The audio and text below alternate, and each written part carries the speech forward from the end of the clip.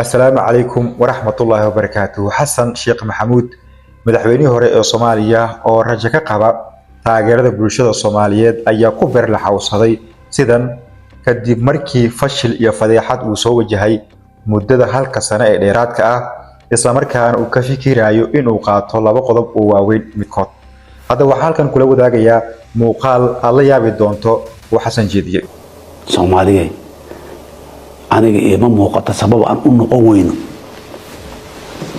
dadka dunida ugu karaamo badan ugu sharaf badan ugu nolol fiican ugu faraxsan oo farxadda ugu badan ku jira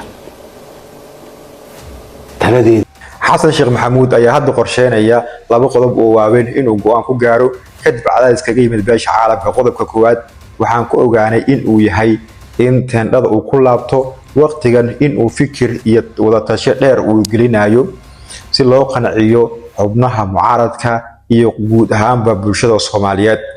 Tani waxa la leeyahay wuxuu kaga gun leeyahay in uu kasbado qulubta odayaasha dhaqanka ee soo xulay xildhibaanada baarlamaanka iyo in uu ka qoomameeyo guud ahaanba heshiisyadii uu kaga baxay qaar ka mid ah odayaasha dhaqanka kuwii waday waawaanta xubnaha mucaaradka iyo Villa Soomaaliya oo dhawaan Villa Soomaaliya ay ka baxday.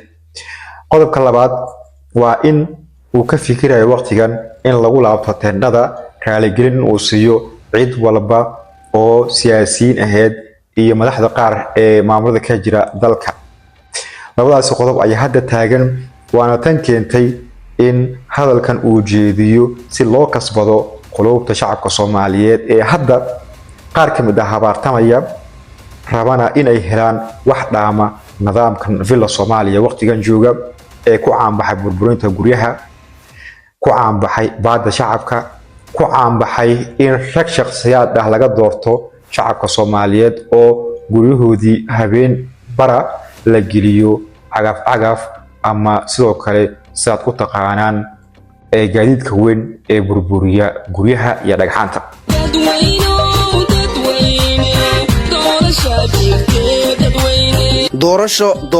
doorasho waxaan rabnaa in doorashada waqtigeeda ay ku dhacdo aanan muddo kordhin la samaysan. haddii aan nahay xisbiyada siyaasadda dalka waa in doorashada ay noqotaa mid aan heshiis ku wada nahay.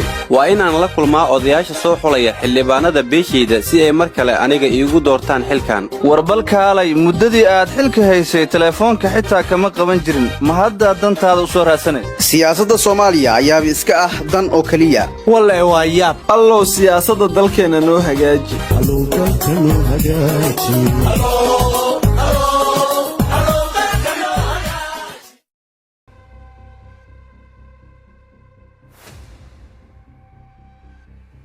haddaba beer la xawsiga iyo qorshahan ay wado Villa Soomaaliya adeega ahaan oo shacab ah ku kasoomi doontaa oo haddii go'aan ay ku gaaraan falanqayn dheer kadib in doorasho ay qabtaan oo dhinaca xisbiyada la aado xubnaha mucaaradkan ay aqbalaan adiga oo og wixii dhacay 4 sano ee la soo dhaafay codkaada ma siin lahayd xisbiga madaxweynihii hore ee Soomaaliya uu ka yahay gudoomiyaha oo gacantaada mar kale ma ku dooranaysaa in wixii la soo maray wax la mid ah in hooyadaada aabahaada iyo guud ahaan shacabka Soomaaliyeed loo geysto mise adiga oo jilbaysan ayaa qabyaalad iyo qabiil ku difaaci doonta oo codkaada aad siin doonta.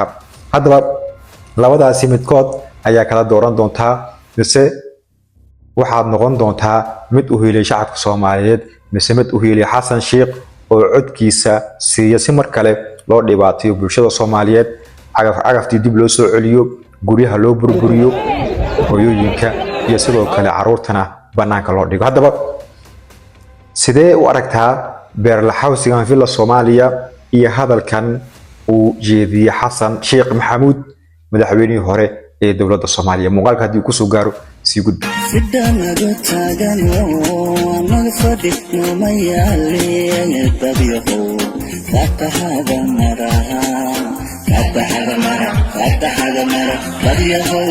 فتح